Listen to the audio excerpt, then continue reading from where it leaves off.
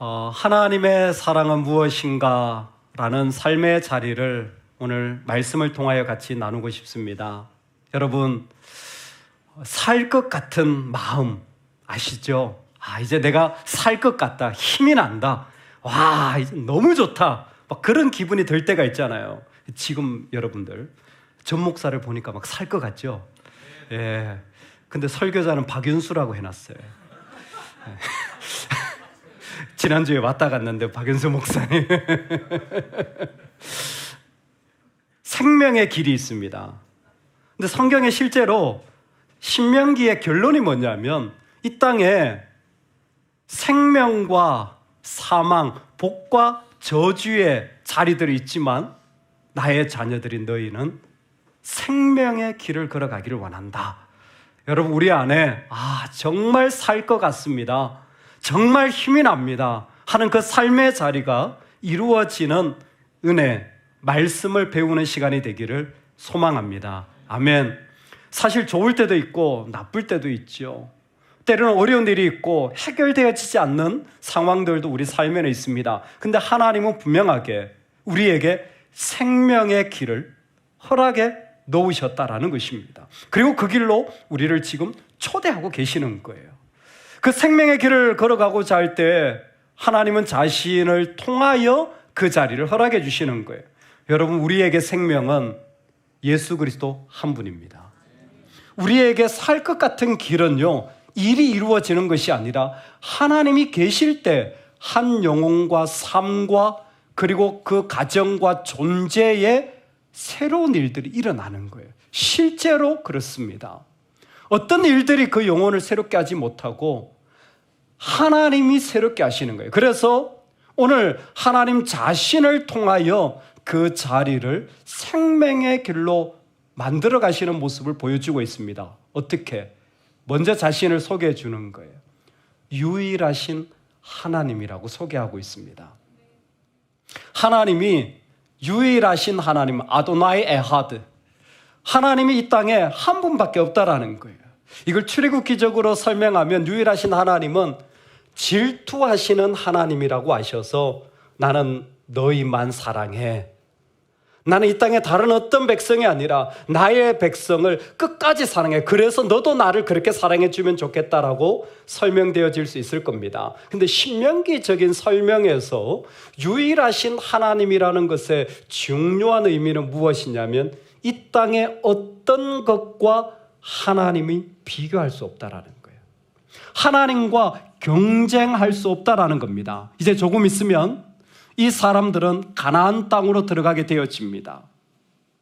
1세대들은 출애굽해온 모든 사람들은 광야에 묻혔고 그 중에 이제 2세대들이 일어나서 하나님이 약속한 땅에 들어가는데 풍성하고 무엇인가 색다른 자리가 있겠지만 하나님은 그 가운데 이 세상에 아무리 좋은 것도 하나님과 비교할 수 없다라는 것으로 유일하신 하나님이라고 자신을 소개하고 있습니다.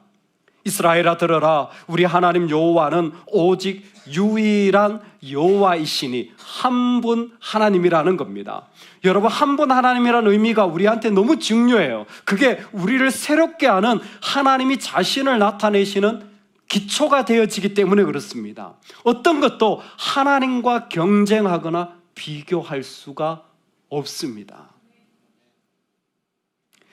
이번에 제가 여행을 3주 동안 다녀오면서 컨퍼런스를 했는데 참 힘들었습니다. 첫째 주에 막 11시, 12시, 미국 사람들 그렇게 안 하는데 너무 힘들었어요. 막 미팅을 밤늦게까지 하고 시차도 적응이 안 됐는데, 그런데 점심때에 그 해변의 비치에 맛있는 걸 사주러 간다고 저희를 데리고 가더라고요. 그래서 맛있는, 너무 감사하다고 했는데 거기서 제가 핸드폰을 잃어버렸잖아요. 제 아내가 잃어버렸어요. 여보, 핸드폰 좀 주세요. 그래서 네, 그랬더니 사진을 찍겠다고 그래서 사진을 딱 찍었어요. 주머니에 딱 넣었습니다. 신기한 게 3분 만에 사라졌어요. 7명이 1시간을 찾았는데 그 주변에 못 찾겠어요. 다른 사람도 없었거든요. 도대체 어디를 갔지? 도착한 지 3일 만에 핸드폰이 오고, 지금도 저는 핸드폰이 없습니다. 화요일까지 제가 연락이 안 된다면 제가 안 받는 게 아니라 연락이 안 되고 있는 상황입니다. 그런데 그 상황에 제가 잊을 수 없는 한마디를 그 프로그램 매니저로부터 듣게 되었어요. 그 프로그램 매니저가 저희를 데리고 핸드폰을 잃어버리고 그러던 식당에 가서 이렇게 식사를 하는데 그러시는 거예요. 저한테 그러시는 거예요. 전 목사님, 핸드폰을 잃어버렸는데 화를 내시지 않아서 분위기가 어색해지지 않아 참 감사했습니다.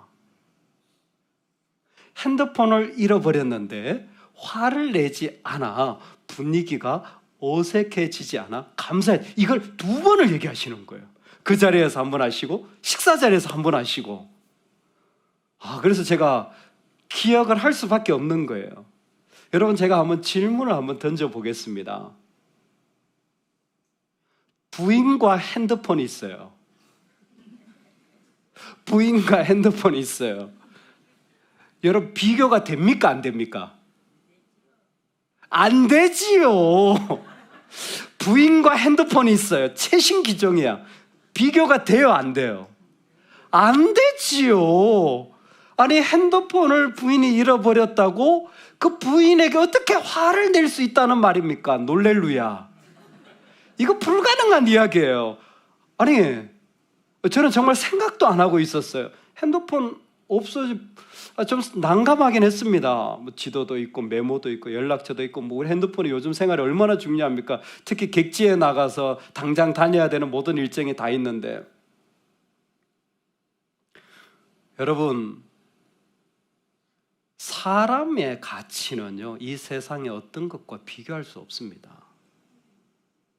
하나님 만드신 한 사람의 가치는요, 이 세상의 어떤 것, 좋은 것 아무리 가져다 놔도 그것 때문에 이 사람 미워하면 안 되는 거예요.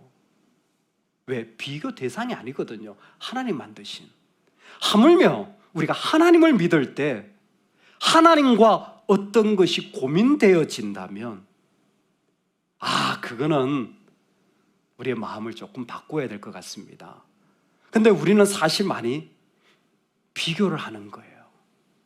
그것 때문에 많이 마음이 아프기도 합니다. 그래서 신앙이 중요한 거예요. 여러분, 그래서 우리가 주님을 믿어야 돼요. 하나님은 유일하신 하나님이에요. 어떤 것과도 하나님과는 비교할 수 없는 하나님입니다.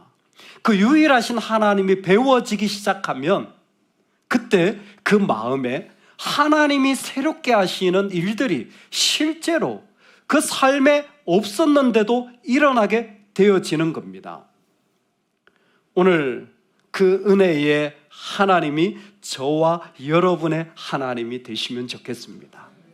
그리고 그 하나님이 신명기 6장이라는 말씀 가운데 들으라 이스라엘아 라는 말씀의 명령을 주시는 거예요. 이 말씀을 통하여서 우리에게 기대하시는 한 가지가 있습니다. 여러분, 어떤 명령을 들으면 우리 모두는 다 기분이 좋지 않습니다. 해! 이거 반드시 이루어야 돼. 그러면 거부감이 일어나는 게 사람의 마음이에요. 그런데도 불구하고 이 명령이 순종되어질 때가 있습니다. 아니, 이 명령이 기쁘게 받아들여질 때가 있어요. 언제? 하나님을 사랑할 때입니다. 하나님을 사랑하면 사랑으로 말미암아 그 순종을 선택해 나가는 삶의 모습으로 우리를 초대하는 것이, 그래서 그 안에 생명의 일들이 일어나기를 원하시는 것이 하나님의 말씀하신 이 본문의 의도인 것입니다. 우리 삶에도 마찬가지입니다. 아침에 일어나면 반드시 해야 되는 일이 있죠. 나도 원하지 않는 일들을 명령받아서 달려가야 되는 자리가 있을 수도 있습니다. 그런데 믿음의 사람이 하나님을 사랑하는 마음으로 걸어간다면 우리는 오히려 순종하기로 선택할 수 있는 사람이 되어지는 것입니다. 그 자리가 우리에게 이루어지기를 원합니다. 아멘. 어떻게 해요? 세 가지 모습을 통하여 하나님 사랑이 무엇인지를 우리가 배워나가기를 원합니다. 첫 번째, 하나님을 사랑한다라는 것은 이것입니다. 저를 따라서 한번 해보겠습니다. 하나님을 사랑한다라는 것은 두려워하지 않는 것입니다.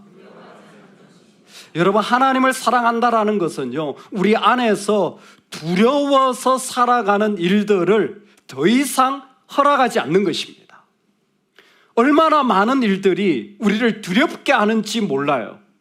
경제적으로, 상황으로, 사람이, 아니면 나의 약함이, 아니면 나의 어려움이 우리를 두렵게 할 때가 많은데, 여러분, 예수 그리스도를 나의 구주로 믿으실 때에 우리는 이미 승리한 자들입니다. 그 승리도 최종적인 승리가 선포된 줄로 믿으시기 바랍니다. 완전히 끝까지 우리는 이미 이긴 자예요. 이미 이긴 자인데 두려움이 생기는 거예요. 이미 이긴 자인데 이 땅에 살아갈 때 두려움을 준다라는 것은 그건 분명한 거예요. 그것은 하나님을 사랑하는 마음을 잃어버려서 그렇습니다. 우리가 하나님을 사랑하며 살아간다라는 것은 아무리 명령을 받고 어려운 자리가 있더라도 두려워할 필요가 없는 것입니다. 우린 두려워할 필요가 없어요. 이스라엘 백성을 하나님이 애굽에서 이끌어가지고 광야를 통하여 가나안에 들어가게 하십니다. 얼마나 심플한 구조인지 몰라요. 그런데 이 심플한 구조 속에서 한 가지는 좀 배워놓을 만합니다. 애굽이라는 종살이에서 그들을 끄집어냈어요. 마치 우리가 가지고 있는 죄의 자리에서 그리스도를 통하여 구원받게 하여 주시는 것과 똑같은 것이죠. 여러분, 애굽에서 딱 나오잖아요. 그러면 이스라엘에게 중요한 세 가지 지명이 등장합니다. 의외로 많은 분들이 이 사실을 기억하셔야 되는데 이 세 가지가 우리한테 지혜를 줍니다. 첫 번째, 애굽에서 나오자마자 그들은 산에 올라갑니다. 그 산의 이름이 뭔지 아세요? 신의 산입니다. 율법을 받게 됐죠. 십계명을 받게 되어집니다. 첫 번째, 하나님과 관계가 시작이 되어진 거예요. 믿음을 가지면 하나님과의 관계가 시작되는 겁니다. 두 번째, 그들이 정탐을 하고 나서 과연 들어가야 될 건가 그만두어야 할 것인가를 고민하는 12 정탐꾼이 출발한 자리가 있습니다. 어딘지 아세요? 가데스 바네아라는 지역입니다. 두 번째로 중요한 지역이에요. 이때는 신의 산을 넘어서 그들이 가지고 있는 믿음을 실제적으로 활용하는데 10명은 들어가면 안 된다 그러고 2명은 들어가자 그럽니다. 누구죠? 여호수아와 갈렙입니다. 그리고 세 번째 지명이 있습니다. 세 번째 지명은 잘 모르시더라고요.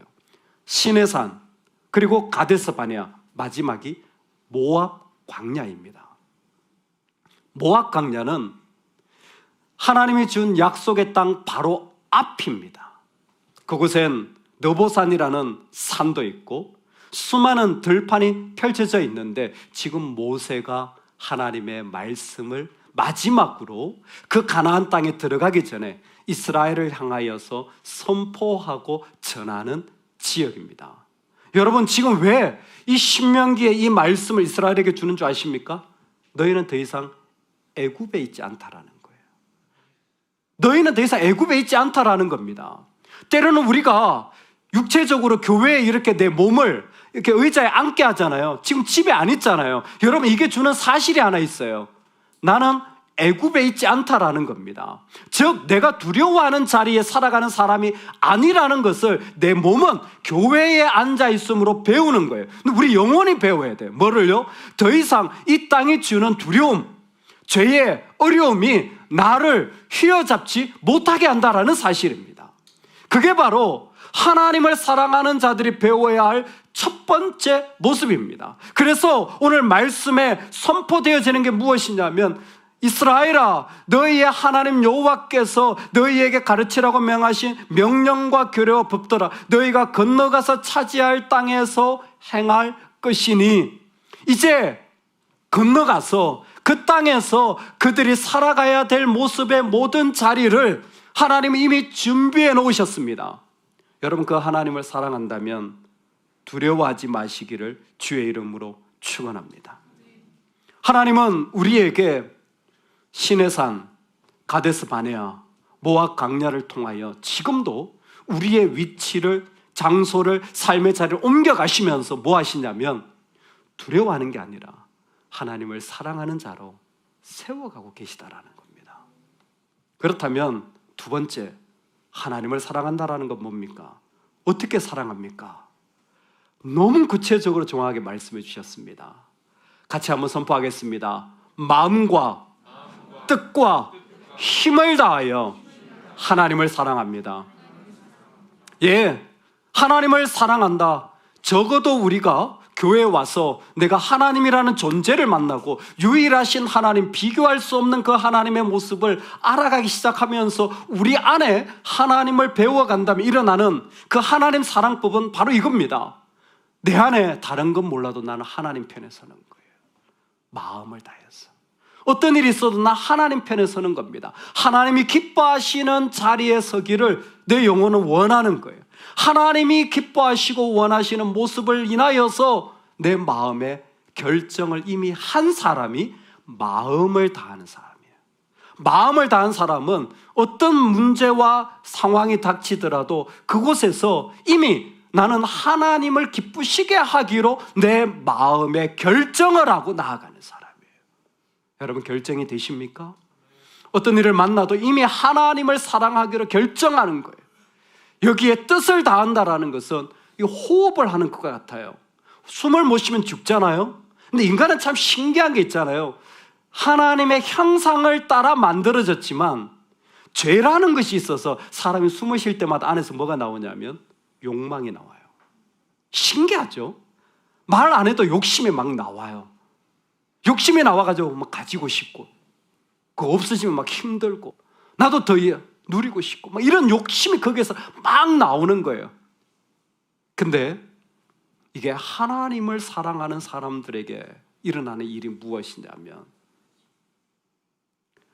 하나님을 기쁘시게 하고자 하는 그 마음이 그 안에서 가득하게 뿜어져 나오는 거예요. 내가 가지고 있는 어떤 모습 속에서 그 하나님을 향하여 욕심이 나올 수도 있는데 그 안에서 하나님을 향하여 어떻게 하나님을 영광스럽게 할까? 뿜어져 나오는 거죠. 그리고 마지막으로 힘을 다하여라는 것은 내가 할 수 있는 달란트, 그리고 내가 가지고 있는 모든 자원을 활용해서 그 하나님 앞에 나아가는 겁니다. 여러분, 그렇게 해보신 적 있으세요? 의외로 신앙생활 하면서 힘을 다하지 않고 살아가시는 분들이 많습니다.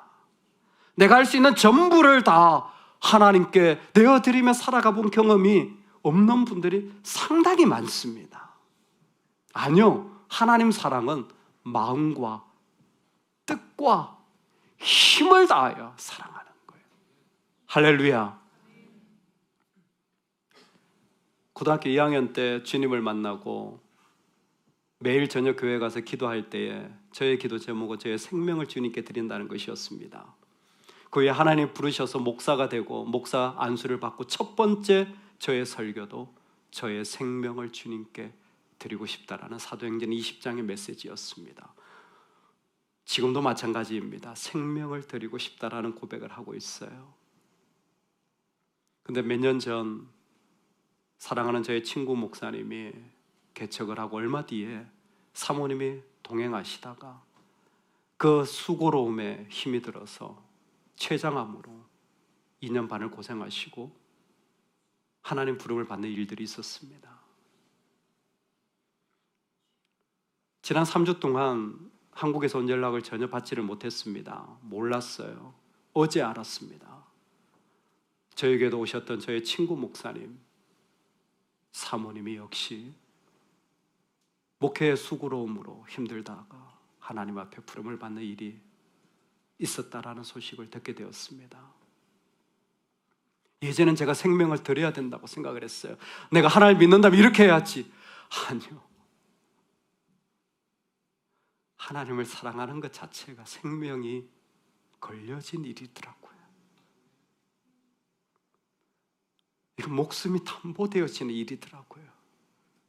그리스도가 십자가에서 우리를 사랑하실 때 주님은 이렇게 말씀하셨습니다. 요한복음에 친구를 위하여 그 목숨을 주는 자가 가장 귀한 친구니라. 우리 예수님이 우리를 사랑해 주실 때 생명을 주신 것은요, 우리로 하나님을 사랑하도록 세워주신 자리에 일으키기 위함입니다. 우리의 인생 가운데 하나님을 마음 다하여, 내 호흡을 다하여, 내 힘을 다하여 사랑한 자리들이 남겨지기를 진심으로 축복합니다. 아멘. 세 번째, 하나님 사랑이라는 것은 더 이상 두려워하지 않아요. 우리는 애굽이 아닙니다. 우리는 이미 이 말씀이 주어진 놀라운 자유의 자리에 서 있고, 그 자리에서 예수 그리스도의 생명으로 힘을 다하여 마음껏 주님을 위해 살아갈 수 있는 자유를 누리고 있는 자들입니다. 할렐루야. 이게 어떤 사람에게는 부담이요, 어려움일 수 있겠지만 아니요, 그리스도로 말미암아 새 생명을 얻은 자들에겐 이것보다 더 영광스러운 일이 없는 놀라운 축복입니다. 그리고 그 사람들은 그 삶의 자리를 여전히 세워가요. 여러분, 사랑은요, 그래서 세 번째가 필요합니다. 배워가셔야 됩니다. 사랑은 계속 배우셔야 합니다. 너는 마음을 다하고 뜻을 다하고 힘을 다해 내 하나님 여호와를 사랑하라. 그리고 나서 오늘 내가 내게 명하는 이 말씀을 너는 마음에 새기고 내 자녀에게 부지런히 가르치며 집에 앉았을 때든지 길을 갈 때든지 누워있을 때든지 일어날 때든지 이 말씀을 강론할 것이며, 너는 또 그것을 내 손에 매여 기호를 삼으며 내 미간에 붙여 표로 삼고 내 집 문설주와 바깥문에 기록할지니라. 아멘. 이 모든 말씀은 3절에 있는 한 구절에 정리됩니다. 이스라엘아, 듣고 삼가 그것을 행하라.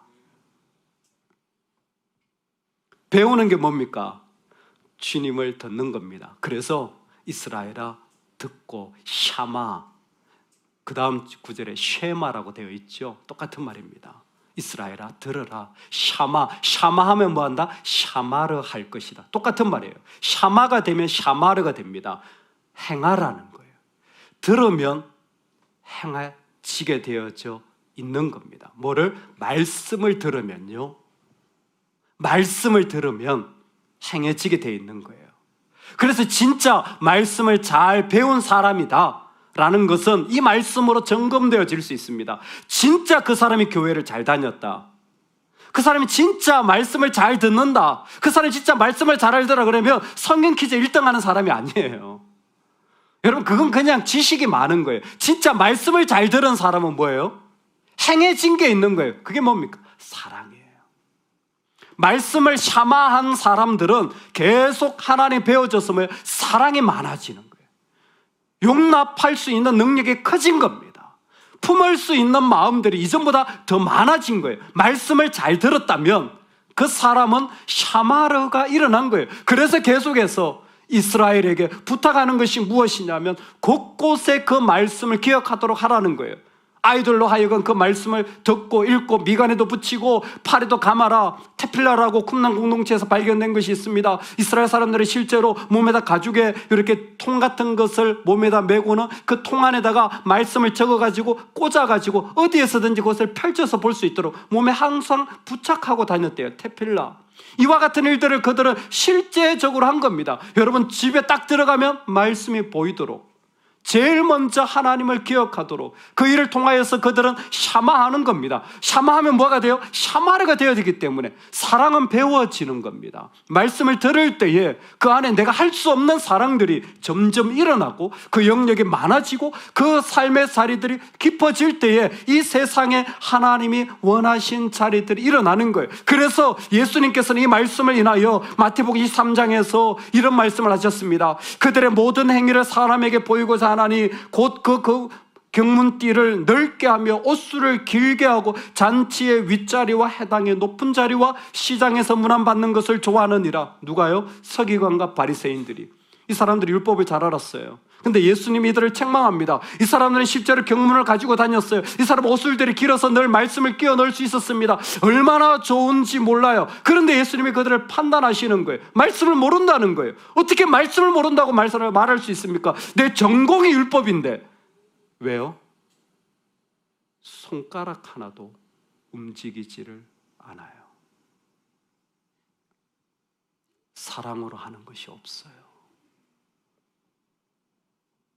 사랑으로 하는 것이 없어요. 사랑이 배워져야 되는데,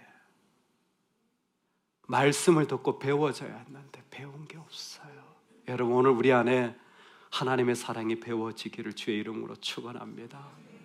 저는 오늘 이 말씀이 우리에게 그대로 유일하신 하나님이 그대로 우리 안에 정말 비교할 수 없는 그 하나님을 만나기 시작한다면 내 안에 놀라운 일이 일어나는데 생명에 살 것 같은 하나님의 사랑이 일어나는 거예요. 두려워할 필요가 없습니다. 이제는 염려하며 살아가지 않아도 돼요. 여러분, 더 이상 염려하지 마시기 소망합니다. 그 자리에서 우리는 오직 마음과 힘과 뜻을 다하여서 그 하나님 앞에 나아갈 때에 더 깊은 사랑의 모습으로 세워질 수 있도록 초대받고 있는 것입니다. 그래서 두 가지를 꼭 권면드리고 싶습니다. 어떤 자리에 있든지 들으실 수 있는 자리에 자신을 세워가시기를 주의 이름으로 축복합니다. 들으면, 그 하나님을 들으면, 그 자리는, 그 말씀을 들으면 그 자리는 계속해서 사랑이 깊어지는 자리로 만들어질 수밖에 없습니다. 실제로 모세는 이 말씀을 전하고 이 신명기의 말씀을 가나안 땅에 들어가면 7년마다 계속해서 똑같이 반복해서 이 말씀을 선포하도록 그들에게 기준으로 세워놨습니다. 아, 그렇게 해야 되는 거구나. 아니요. 삶의 우선순위라는 게 있습니다. 하루를 시작하고 한 주를 시작하고 내가 누군가 대화를 할 때 내 영혼은 먼저 하나님을 들어야 합니다. 내가 먼저 하나님으로 세워지라. 이 원칙을 꼭 지키시기 바랍니다. 이게 너무 중요한 거예요. 내가 먼저 하나님을 들어야 됩니다. 비행기를 타면 무슨 문제가 생기면 위에서 산소호흡기가 딱 떨어집니다. 아시죠? 옆에 자녀가 있더라도요, 항상 안내는 뭐냐면 먼저 부모님이 산소호흡기 끼세요. 그리고 자녀를 도와주세요. 왜? 그래야 둘 다 삽니다. 자녀를 먼저 끼워준다고 하면 자녀도 못 살고 나도 못 사는 거예요. 내가 먼저 하나님으로 내 영혼이 들어야 돼요. 이 말씀이 계속 내 안에 이루어져야 합니다. 저는 오경상 장로님의 가정의 이야기를 읽고 많이 배웠습니다. 이분이 사실 그 할아버지 손조 때부터 한경도에서 선교사님으로부터 복음을 받아들이고 믿음을 가지게 되었는데 그 이후로 이 가문은 오씨 가문이죠. 오씨들이 좀 대단합니다. 73명 정도가 수십 년 동안 여름마다 1박 2일 가정 수련회를 한대요. 한 해도 빠뜨린 적이 없답니다. 1박 2일 가정 수련회를 하는데 목사님을 항상 초빙 강사님을 모시고 사경회를 하는 거예요. 여러분, 사경회 들어보셨어요? 말씀만 설명하는 시간이에요. 다른 거 없어요. 아침 먹고 말씀 설명, 점심 먹고 말씀 설명, 저녁 먹고 말씀 설명. 이걸 1박 2일을 하는데 놀랍게 그 가족 중에 믿음을 떠난 사람이 한 사람도 없다는 거예요. 뭐 목사님, 뭐 권사님, 장로님, 집사님 나온 거 말할 것도 없고, 근데 거기에 이런 간정이 있더라고요. 그렇게 말씀을 듣고 자란 가정의 특징이 있는데 4가지 특징을 이분은 꼽았습니다. 말씀을 듣고 자라니까 첫 번째로 어려움이 생기더라도 믿음으로 해결하려고 하더라.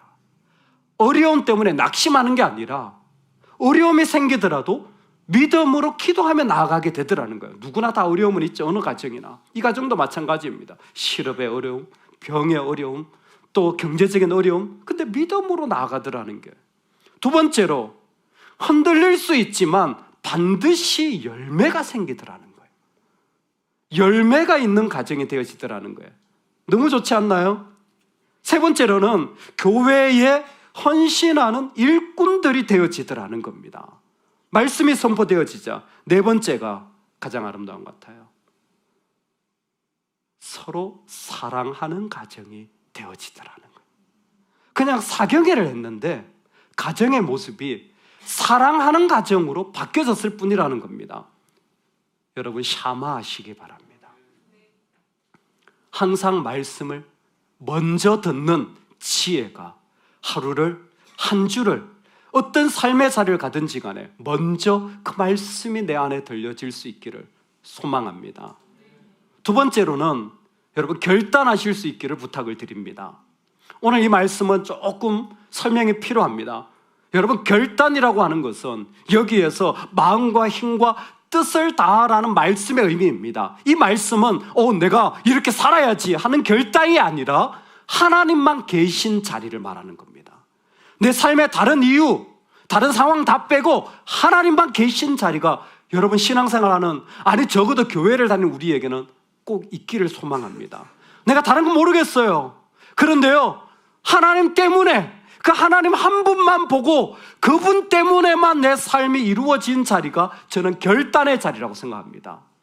우리가 하나님을 사랑하는 삶이라고 한다면 내 안에 모든 조건, 나의 상황은 다 버려지고 하나님 그분 때문에 내 마음에 결정되어지고 살아간 자리가 우리에게 너무너무 소중하리라 생각되어집니다.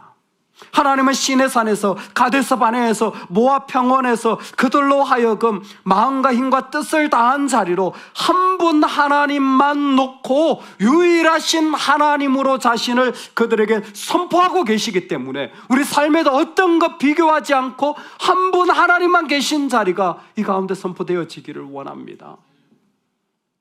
컨퍼런스를 다녀오면서 제 개인적으로 사실 3가지 기도 제목을 준비하고 출발했습니다.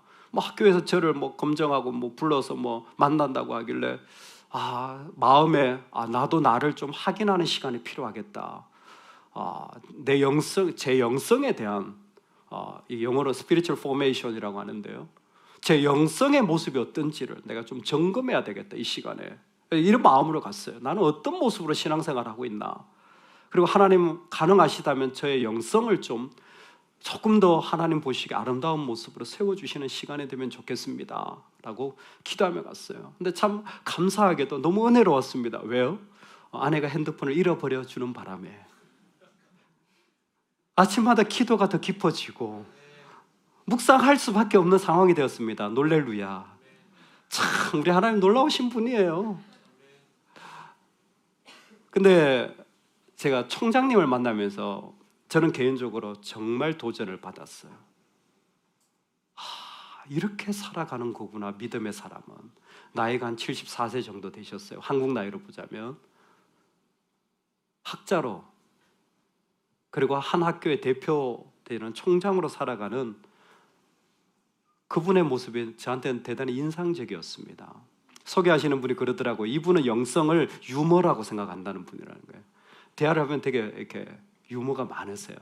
그 믿음이 좋다라는 건 일단 행복하고 감사한 거지, 그게 기본이 장착이 돼 있는 거예요. 대화를 하면 유머를 엄청 많이 해요. 대도 않는 유머를. 하여튼 너무 재밌더라고요. 너무 정말 즐거우신 분이, 만남이 즐거운 분이더라고요. 근데 소개하시는 분이 그러시더라고요. 지금까지 일주일에 하루씩은, 월요일은 반드시 금식을 하신대요. 자기 영성 유지를 위해서.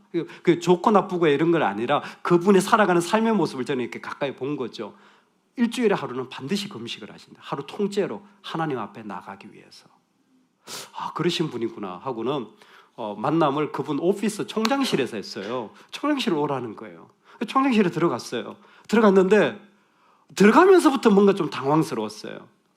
왜 그러냐면 이게 저희는 실내에 들어가면, 아니면 어떤 이렇게 공간에 들어가면 신발을 벗는 문화잖아요. 근데 미국은 반대로 그냥 신발 신고 들어가거든요. 근데 이게 문화가 신발을 신고 저는 들어갔는데 총장님은 신발을 벗고 계신 거예요. 이게 무슨 상황이지? 이 사람 미국 사람은 한국 사람. 저는 신발을 벗고 들어갔는데 이분은 양말만 신고 있는 거예요. 순간적으로 이게 핀트가 안 맞다. 그래서 앉아서 이거 벗어야 되나 신어야 되나 이게 좀 고민하는, 이런 문화적인 이게 좀 이게 어렵더라고요 저는. 그래서 그냥 신고 앉았어요. 근데 이렇게 쭉 얘기를 하다가 중간에 잠깐 자신의 얘기를 해주시더라고요. 자신도 예수님을 믿으면서 하나님 계시지만 자신이 일하는 이 오피스가, 일터죠, 일터. 일하는 일터가 하나님이 계신 자리라고 자기 믿는다는 거예요. 하나님이 계신 자리라고 믿는, 교회도 주님이 계시지만 내 일터인 이 오피스, 일하고 결정하고 고민, 이 일터가 하나님 계신 자리. 그래서 자기는 신발을 벗고 오피스에 들어온다는 거예요. 미국 사람이 그 양말만 신고 사무실을 다니는 거예요. 항상 신발을 벗고 들어오는. 뒤에 보라고. 뒤에 봤더니 계시록에 뭐 어디 보좌에 앉아서 예수님 그림 같은 조각 같은 뭔가 이렇게 가죽에 이렇게 그림 같은 게 있더라고요. 예수님 그림에. 앞을 보라고 했더니 책상 앞에 그림이 걸려져 있어요. 십자가에 달리신 예수님 모습이에요. 일을 하면서 본인이 그림 없어도 자기는 믿지만 한순간이라도 예수님을 잊고 싶지 않아서, 하나님 앞에 있다라는 사실을 잊고 싶지 않아서 내가 예수님 앞에 있고 지금 주님이 나를 위해 십자가에 죽으셨다라는 사실을 내가 기억하기 위해 걸어놨다는 거예요. 주님만 계신 마음으로 수많은 결정을 해야 되고 수많은 일들을 처리해야 되고 어떤 마음이 있지만 그 안에 주님만 계신 자리를 잃어버리고 싶지 않은 하나님의 사람들. 여러분, 그게 우리입니다. 어떤 것과 하나님 비교할 수 없는 유일한 그 하나님, 그 하나님을 사랑하는 저와 여러분의 삶이 되기를 주의 이름으로 축원합니다. 아멘.